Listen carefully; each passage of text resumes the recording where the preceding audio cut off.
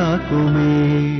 కాలం భూతకలాయ కోమల రుచి చక్రేణ చక్రం దిశ ఆవృమానముధారమదగసిత సంధ ప్రసన్నాననం రాజగంబు గదారి పంగజధర శ్రీమద్భుజామండలం షష్టుతుష్టికరం వపుస్తవ విభో மத்ரோகம் உத்வாசயதே. பிரம்மா வைகுண்டத்துல ஒளிரக்கூடிய 1000 கோடி சூரிய பிரகாச பார்வையோடு இருக்கக்கூடிய குருவாயூரப்பனுடைய பரமபத நாதனுடைய சேஷ சாயியாக பகவான் சயனித்துக் கொண்டிருக்கக்கூடிய திவ்ய சேவை, அவருடைய அனுபவங்கள் இதெல்லாம் ஏதோ ஒரு கல்பத்தில் எந்த காலத்திலேயோ நடந்தால் கூட பாகவதத்தில் இருக்கக்கூடிய பல ஸ்லோகங்களுடைய ஒரு சாரத்தை அப்படியே மனசுல ஏத்துண்டு நாராயண பட்டத்திரி நேர நம்ம தரிசிப்பது போன்ற ஒரு அழகோட இந்த உயர்ந்த பக்திமயமான இந்த ஒரு தசகத்துல வர்ணிச்சென்றிருக்கார் என்பது ஒரு ஆச்சரியமான ஒரு விஷயம். அந்த ஒரு வர்ணனையோட நாம் தரிசித்துக் கொண்டிருக்கக்கூடிய திருக்கோயிலும் உங்களுக்கு ஞாபகத்துல இருக்கும். நேற்றைய தினம் மாசிமகத்துல அழகாக தீர்த்தவாரணி கந்தருடைய ஸ்ரீ ராஜகோபால சுவாமி திருக்கோயில் கும்பகோணத்தில் அமைந்திருக்கக்கூடிய இந்த திருக்கோயில் பஜார் தெருவில் இருக்கின்றதையும் நம்ம ஏற்கனவே தெரிஞ்சிருக்கோம். இப்போது இங்கு இருக்கக்கூடிய தாயாருடைய திவ்ய தரிசனத்தை அடைஞ்சோம். அந்த உற்சவமூர்த்தியோட திவ்ய தரிசனத்தோடு நம்முடைய கண்களை சற்றே திருப்பும் போது அழகான ஒரு கிருஷ்ணன் வடபத்திர சாயியாக ஆளிலை மேல் ஒரு திருவடியை தூக்கிக் கொண்டு இங்கு சந்தால கோபால கிருஷ்ணனாக ராஜகோபாலனோடு மற்றொரு கண்ணனாக நமக்கு சேவையளிக்கக்கூடிய காட்சி. அந்த ராஜகோபாலனுடைய சேவையோடும் அழகான சந்தான கோபாலனோடு திவ்ய தரிசனத்தோடும் சற்றே நாம் திரும்பினோமே ஆனால் இந்த ஒரு சன்னதியிலே அழகாக 2 விக்கிரகங்கள் நமக்கு காட்சியளிக்கின்றன. யார் இவர்கள்? ஒரு விக்கிரகத்தின் மேல் மற்றொரு விக்கிரகம் அழகாக அரவணைத்தபடி மடியிலே அமர்ந்திருக்கக்கூடிய ஆச்சாரிய சிரேஷ்டர்கள் போல் இருக்கக்கூடிய இவர்கள் யார் என்ற கேள்வி நம்முடைய மனதிலே எழுகின்றது. வைணவ ஆச்சாரிய சிரேஷ்டர்களில் ஒருவரான ஸ்ரீ நடாதூர் அம்மாள் என்பவருடைய திவ்ய சேவையை அடைகின்றோம். இவருடைய மடியிலே அமர்ந்திருக்கக்கூடியவர் ஸ்ரீமான் வெங்கடநாதார்யகா என்ற கவிதார்க்கிக சிம்மமான சுவாமி வேதாந்த தேசிகன். இவர்களுடைய பிரதிஷ்டை இங்கு இவ்வாறு ஏற்பட்டது. நடாதூர் அம்மாள் தேவகி யசோதை பாவத்திலே மாத்ருபாவத்தில் பகவானை கொண்டாடியவராக இருப்பதால் இவர் பெண் அல்ல, இருந்தாலும் மாத்ருபாவத்தால் இந்த ஆச்சாரிய சிரேஷ்டருக்கு ஸ்ரீ நடாதூர் அம்மாள் என்ற பெயர் ஏற்பட்டதாம். இதோ அவருடைய திவ்யமான தரிசனம். அவருடைய மடியிலே சுவாமி நிகமாந்த மகாதேசிகன். அதாவது இதற்கு ஒரு வரலாறானது குறிப்பிடப்படுகின்றது. முக்தி தரும் நகரேளான காஞ்சிபுர கஷேத்திரத்திலே இந்த நடாதூர் அம்மாளானவர் தான் தன்னுடைய காலக்ஷேபத்தை நடத்தி கொண்டிருக்கக்கூடிய சமயத்திலே பகவத் விஷயங்களை சொல்லிக் கொண்டிருக்கக்கூடிய சமயத்திலே சுவாமி தேசிகன் சிறிய வயதிலே அவருடைய மாமாவோடு இந்த காலக்ஷேபத்திலே நுழைந்தாராம். அப்போது ஸ்ரீ நடாதூர் அம்மாள் தேசிகனுடைய அந்த திவ்ய தேஜஸையும் அவருடைய முகத்திலே ஒளிரக்கூடிய ஒரு ஒளியையும் பார்த்து ஆச்சாரிய சிரேஷ்டரான நடாதூர் அம்மாள் தன்னுடைய காலக்ஷேபத்தையே நிறுத்தக்கூடிய அளவுக்கு தேசிகன் அவரை இழுத்துவிட்டாராம். அப்போது ஒரு க்ஷண நேரம் நிறுத்தினால் தொடர வேண்டுமே, இவருக்கு எங்கே நிறுத்தினோம் என்று தெரியவில்லை. சிந்தனை எல்லாம் சுவாமி தேசிகனுடைய கடாட்சத்தில் இருக்கின்றது. சிஷ்யர்களுக்கும் எங்கே நிறுத்தினார் என்று தெரியவில்லை. அப்போது சிறுபிராயத்திலே இருக்கக்கூடிய சுவாமி தேசிகன் அவர் காலக்ஷேபத்தை விட்ட இடத்தை தான் தொடங்கி வைத்தாராம். உடனே பரம வாஞ்சையோடு சுவாமி தேசிகனை அழைத்து அரவணைத்து தன்னுடைய மடியிலே அமர்த்திக் கொண்டார். காஞ்சிபுரத்திலே நாம் சேவிக்க முடியாத இந்த காட்சியினுடைய திவ்ய தரிசனத்தை கும்பகோணத்திலே ராஜகோபால சுவாமியினிடத்திலே நாம் சேவித்துக் கொண்டிருக்கின்றோம். ஆக அழகான மேதா விலாசத்தை கண்ட நடாதூர் அம்மாள் தேசிகனை மடியிலே அமர்த்திக் கொண்டிருக்கக்கூடிய இருவருடைய காட்சியை நாம் தரிசிக்கின்றோம் விக்கிரக ரூபத்திலே. தற்போது எழுந்தருளி இருக்கக்கூடிய பிரபல வித்வானாகவும் உபன்யாசகருமான ஸ்ரீ மதுபயவே வில்லூர் நடாதூர் ஸ்ரீ பாஷ்ய சிம்மாசனம் ஸ்ரீ உவே கருணாகராச்சார் சுவாமி ஸ்ரீ நடாதூர் அம்மாளின் 25வது தலைமுறையைச் சேர்ந்தவர் என்பது இந்த சமயத்திலே நாம் குறிப்பிடத்தக்க ஒன்றாகும். இந்த நடாதூர் அம்மாள் சுவாமியும் ஸ்ரீ ஹேதிபுங்கஸ்தவம் என்று சக்கரபாணி பெருமாளை குறித்து கும்பகோணத்திலே எழுதியுள்ள ஒரு ஸ்லோகமும் இங்கே பிரசித்தி.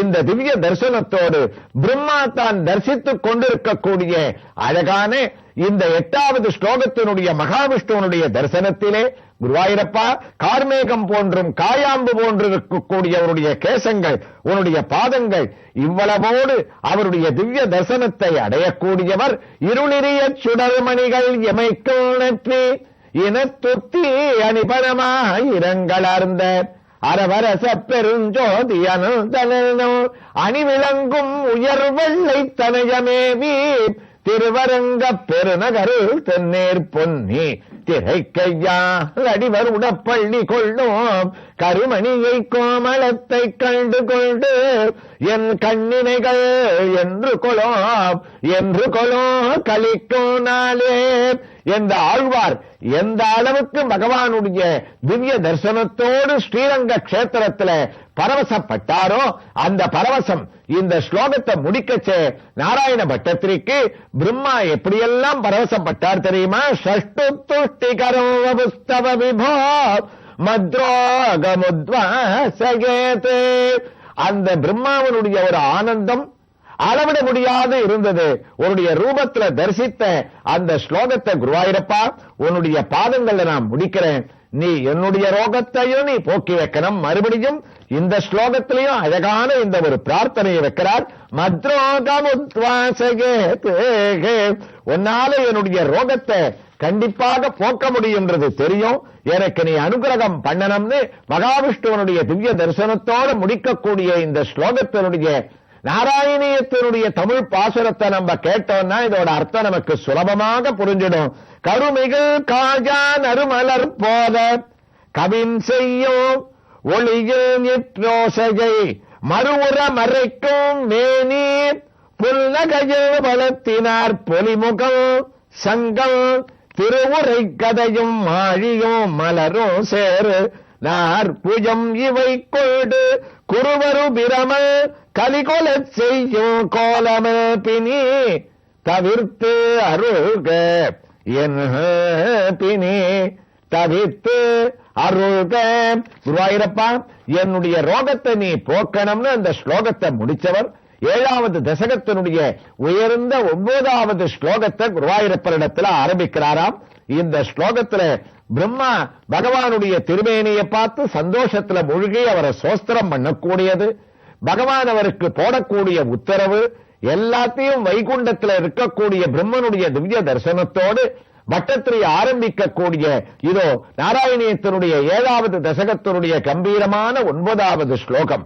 பட்டத்திரியும் தொடங்கிட்டார். குருவாயூரப்பா, திருஷ்ட்வா சம்பிருத சம்பிரமகா கமலபூஸ்தோத்பாதபாதோருகே அர்ஷாவேச வசோவதோ நிபதித பிரீத்யா கிருதார்த்தி பவன் ஞானஸ்யேவ ஜானஸ்யேவ மனீஷிதோ மம விபோ ஞானோ ததா பாதயக द्वैताद्वैत भवस्वरूप பரமித்யாசஷ்டதம் த்வாம் பஜே. வேதாந்த அர்த்தங்களோடு உள்ளடக்கக்கூடிய அழகான ஒரு ஸ்லோகம். கிருஷ்ணா, பிரம்மதேவன் தங்களுடைய திருமேனியை கண்டு பரபரப்பு அவருக்கு ஏற்பட்டது. அவ்வளவு பரபரப்போட தொற்பாத பாதோருகே நேர மயங்கி தங்களுடைய பாத கமலங்கள்ல சரணாகதி பண்ணி அவர் கீழே விழுந்தார். அந்த கீழே விழுந்தவரை பிரீத்தியா தான் கடமை ஏத்தணும்ன்றதுக்காக நீ என்ன பண்ண? ஜானஸ்வேவ மனிஷிதம் மம விபோ ஞானோ ததா பாதஜகம்.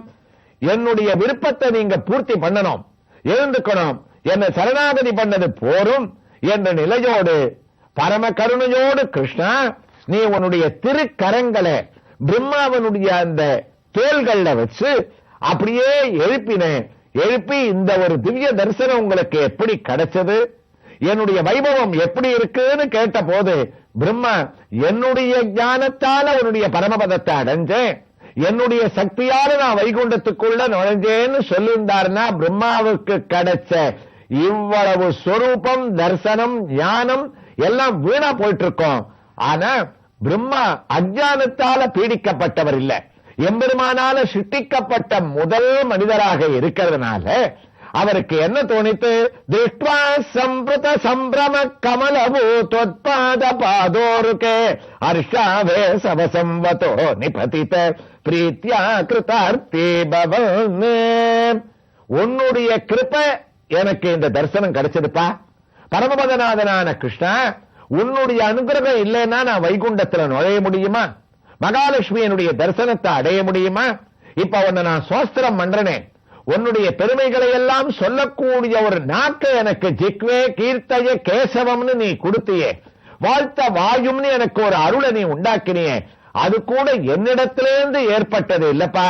உன்னுடைய கிருபை எனக்கு அந்த சோஸ்திரத்தை நான் பண்ணேன். அதனால நீ எனக்கு அசிரீரி வாக்கா தபஸ் பண்ணுன்னு எனக்கு ஒரு உபதேசத்தை பண்ணேன்.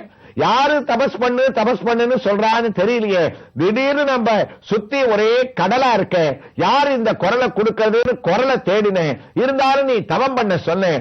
அந்த 1000 வருடங்கள் நான் உன்னை தவம் பண்ணி தியானம் பண்ணதனுடைய ஒரு பெருமை, உன்னால எனக்கு வைகுண்டத்துல நுழையக்கூடிய புண்ணியம், என்னுடைய வாயை திறந்து உன்னை சோஸ்திரம் பண்ணக்கூடிய ஒரு பாக்கியம் கிடைச்சது. என்கிட்டக்க எதுவுமே கிடையாது. அதனால உன்னால் உருவாக்கப்பட்ட நான், நீ சொன்ன வார்த்தையை கேட்டு தவம் பண்ணி உன்னுடைய இயக்கத்தால வைகுண்டத்துல நுழைஞ்சு இப்ப உன்னுடைய திவ்ய தரிசனத்தை அடைஞ்சு உன்னுடைய பாத கமலங்கள்ல சரணம்னு நான் விழுந்திருக்கேன். அதனால இதுவரைக்கும் என்னை இயக்கி இங்க கொண்டு வந்த மகாவிஷ்ணுவான உன்னுடைய பொறுப்பு என்னன்னா, அடுத்ததா நான் என்ன பண்ணணும்ன்றத நீதான் சொல்லணும். அதனால உன்னுடைய உத்தரவுக்காக உன்னுடைய துவைத அத்வைதாதி ஸ்வரூபங்களால உருவாகவும் அருவாகவும் இருப்பவனாகவும் இல்லாதவனாகவும் அகிலகேய பிரத்யேக கல்யாணிகதானனாக எங்கும் நிறைந்திருக்கக்கூடிய பரம்பொருளான கிருஷ்ணா, துவைதாத்வைத பவஸ்வரூப பரமித்யாசத்தம் துவம் பஜே. உன்னுடைய உத்தரவுக்காக நான் காத்துருக்கேன். நீ என்ன உத்தரவு கொடுக்கிறியோ அதன்படி நான் செயல்படுவேன் அப்படின்னு பிரம்மா யதார்த்தமான ஒரு ஞானத்தை அளிக்க சொன்னாரோ, பரம் அபரம்ன்ற வந்த ஒரு நிலையை தாண்டி பகவத் விஷய ஸ்வரூப விஷயமான அந்த யதார்த்த ஞானத்தை எனக்கு அளிக்கணும்னு சோஸ்திரம் பண்ணி சுவாமியோட உத்தரவுக்காக காத்து கொண்டிருக்கக்கூடிய அந்த ஒரு அழகான ரூபத்தோடு பட்டத்திரியானவர் 7வது தசகத்தினுடைய 9வது ஸ்லோகத்தை முடிக்கிறாராம். அதனுடைய தமிழ் பாட்டை நம்ம கேட்கும் போது பிரம்மாவனுடைய தோத்திரமோ அவருடைய ஒரு பக்தியோ பகவான் கொடுக்கக்கூடிய உத்தரவு என்ன என்பது இந்த பாசுரத்துல நமக்கு அழகா தெரிஞ்சிடும். மலரோன் நினது எழில் கண்களிற் கண்டான் மாறில் பரபரப்பில் மகிழ்வாழ்ந்தான் உழவனில் மலர்த்தாள்களில் வீழ்ந்தான் உள்தோ அன்பினால் கடமைகள் புரிந்தான் செலவு கீர்த்தியோய் என்ன செய்யறிவாய் திவிதாத் அத்வைதமாம் நின் உரு உணர்ந்து குலவு ஞானத்தை இந்தருள் என்றே கூற நின்ற நின் பரவுகின்றேனே. உன் ஞானத்தை எனக்கு கொடுன்னு பிரம்மா நிக்கிறார்னு ஸ்லோகத்தை முடிக்கிறார். அடுத்ததாக இவர் எப்படி தொடர்கிறார் என்ற ஒரு வைபவத்தை இந்த திருக்கோயில இருக்கக்கூடிய உயர்ந்த கண்ணாடி அறையில எழுந்தருளி இருக்கக்கூடிய அழகான சிற்பங்களுடைய திவ்ய தரிசனத்தோடு அடுத்த பகுதியிலே நாம் தொடர்ந்து கேட்கலாம்.